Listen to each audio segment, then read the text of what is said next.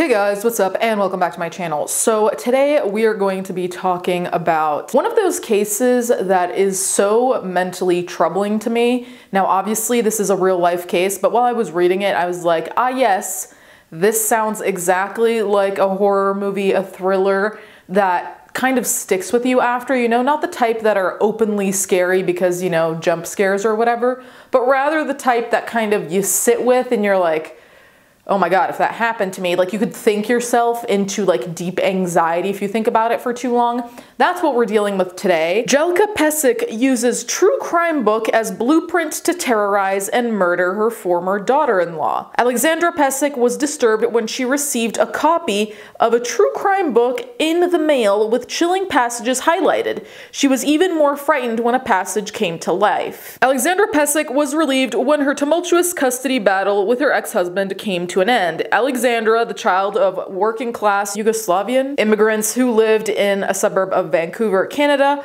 was a former beauty queen who competed for the Miss Canada title in 1985. Her looks garnered her quite a bit of male attention. The guys flocked to her. She was tall, she was beautiful, she could charm herself into anything. Her friend Angie Casoria told Killer Relationship with Faith Jenkins, streaming now on Peacock, with her friend and co-worker Bernice Corson, adding, Alex was blonde, beautiful, striking, she had a wicked sense of humor. Alexandra, a 20-year-old dental assistant, loved to spend time with her mom. One of their hobbies was attending local open houses, and at one a woman overheard them speaking Yugoslavian. She too was from there and introduced herself. Her name was Jelka Pesek. How did Alexandra and Joe Pesek meet? When Alexandra needed her car serviced, she took it into the shop owned by Jelka Pesek. There she met Jelka's 27-year-old son, Joe Pesek, who also worked there. Sparks immediately flew between the two and they began a relationship. He always showed up with flowers, took her to the nicest restaurants. Joe had a motorcycle, so they'd go riding a lot, Casoria told producers. After just 1 month of dating, Joe proposed. It was a dream come true for Alexandra's mother and Jelka, Casoria explained. Now listen, I am by no means the dating police. Really, I've only ever dated one person in my life, so truly, I could be entirely wrong. But as the youths would say, this is a big fucking red flag. 1 month into dating is too soon. And I know we can't really put timelines on things, blah, blah, blah, but I do think that there are some general parameters which we all collectively know not great. Now, obviously, you can propose after a month and it can work out. Sure, that exists. For most people, I don't think so. And also, it raises a couple of questions about what the person proposing is trying to do. Like I said, there are people with good intentions. However, I have to wonder, okay, based on someone's personality, so that's really what you have to take into account, are they trying to get something out of this? Are they trying to get money, control? I don't know about you guys, but no matter how much I liked someone, loved someone, obviously if they're getting married, hopefully, I don't know you after a month. Like even if we went out every single day for a month, I've only known you for 30 days. I am not living in the same house as you. Now that's an assumption on my part because not everyone moves in immediately. You know, maybe they waited until after marriage. That is like one of the easiest ways to get to know someone is spend the night at their house, whether it's like a sleepover with a friend or, you know, like if it's a hookup, if it's your boyfriend. The first time you spend the night at someone's house, you find out a lot about them. I'm baffled by it and I would be afraid, frankly, even if it was someone I was interested, asked me to marry them after a month. And even when I proposed to Jacob, it technically was still quote unquote early. I think it was like a year into dating that I proposed. Something along those lines. So even that was considered fast, and that is a whole 11 months longer, and we were engaged for a year. So like, be careful with your decisions. It's easy to get swept up. Wow, who knew that we had dating advice with Julia, who's only ever dated one person? Very helpful. But wedding planning process led to some tension between Jelka and Alexandra. Jelka had strong opinions, and she clashed with Alexandra, according to Casoria. The tension was so stressful, Alexandra began to have doubts about marrying Joe. But on June 11th, 1988, the wedding went ahead, and even after the couple was officially married, Jelka continued to be a domineering presence in their life. This is the other part of you have to get to know your partner well enough, means the people around them as well, whether that's family, whether that's the close friends, because you will find allies and people who will support you, But you might also find resistance and reasons to, as depressing as it is, reasons that might outweigh marrying the person, you know? Like, if they are surrounded by toxic people that make your life hellish, no matter how great the person is, you're still gonna be in that hellish position. By the way, don't want to turn this into a victim blaming thing of, yes, it makes sense that you got murdered because you got married too fast. No, I'm just saying this as a general notion for whoever in whatever situation. Jellica wanted control over decisions they made, anything Alex was doing, anything she was wearing. Alex felt as a couple they should be making their own decisions, Corson explained. But then Jellica gave them an offer they couldn't turn down. She and her husband, Joe's father, offered to give them a substantial down payment to help them pay for a house that was close to their own. The pair accepted, but arguments followed, including fights over getting a backsplash in the kitchen, according to Alexandra's friends. Some good news finally arrived at the end of 1989 when Alexandra and Joe announced they were having a baby. Unfortunately, the arrival of baby Brandon led to the biggest fight ever between Jellica and Alexandra. The couple headed out for a date night with Jellica watching the baby. She told Alex she had made the 6-month special tea to help him sleep, but Alexandra demanded she didn't give it to the child. When they came home, the baby was sleeping so deeply Alexandra couldn't rouse him and barely felt a pulse.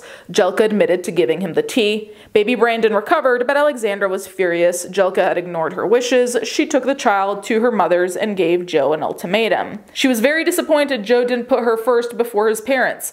She could not continue living like that and didn't want to raise a child in the stressful environment.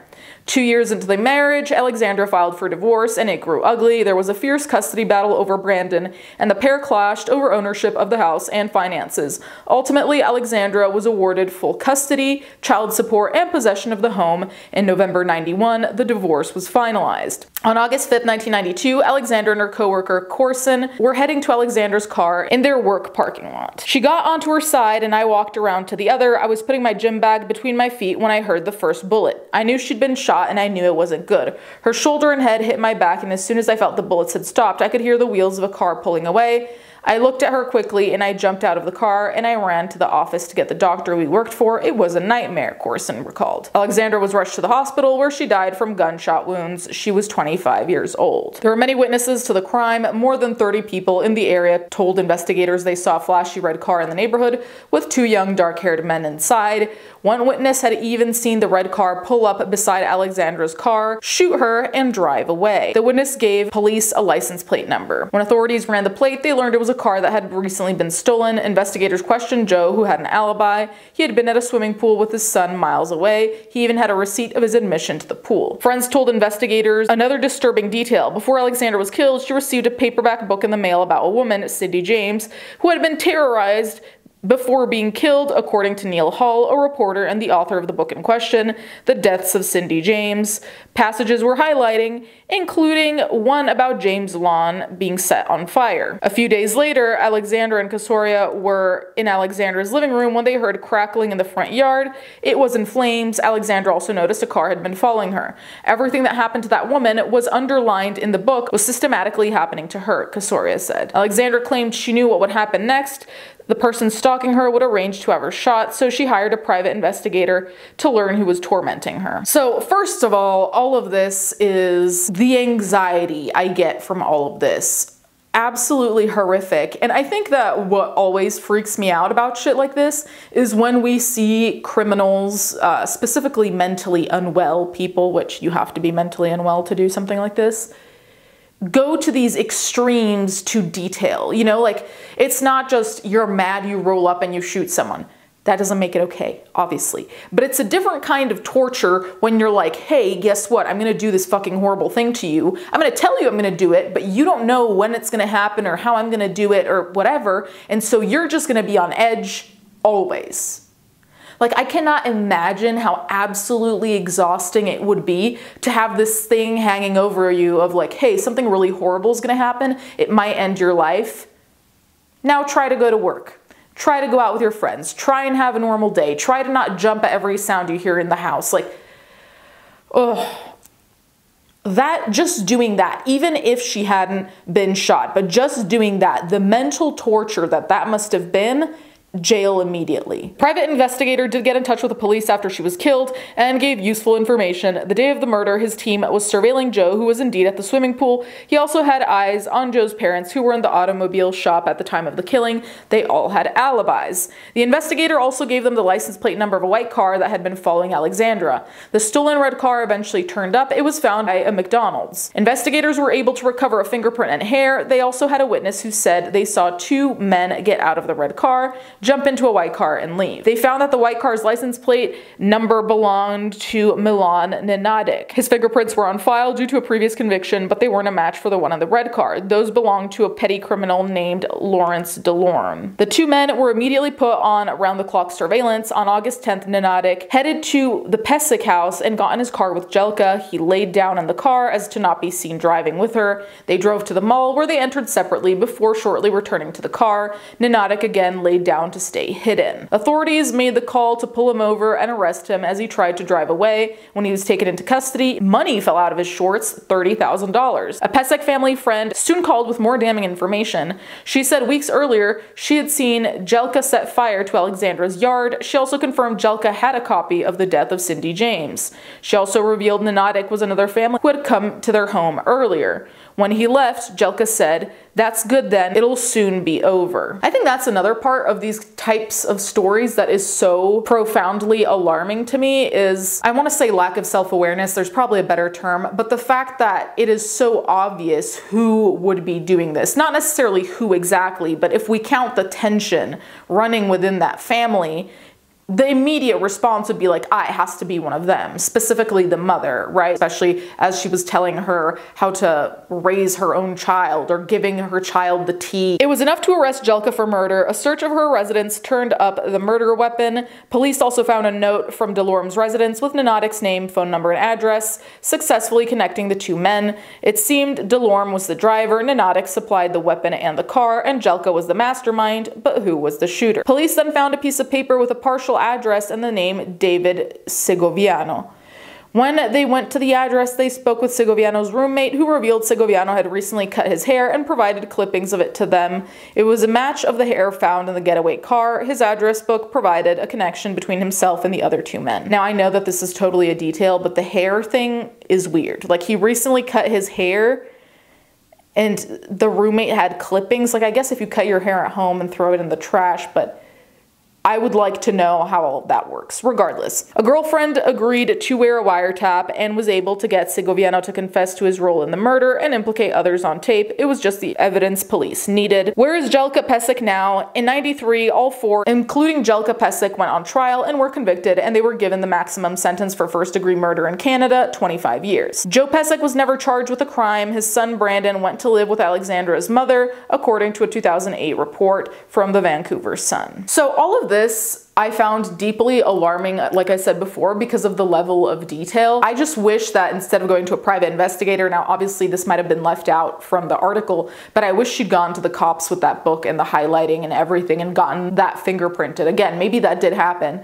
but that would be my first impulse. In fact, when I was sent something very creepy to my P.O. box, my first impulse was to not get my fingerprints on it after I'd opened it and show the cops what I'd gotten. It's just sad that I had to go in this direction, specifically when all of this, yes, may have started abruptly in the sense of they got married quickly, so on and so forth, but it started off in such an innocuous way and then it just escalated so quickly, and I think that that's also what's scary, is that what seems normal to us today in like 2 days could turn into like the weirdest, most fucked up thing you've ever experienced. Anyway, let me know what you guys think in the comments down below. Thank you guys so much for watching, and thank you to my patrons as always, and I'll catch you guys next time.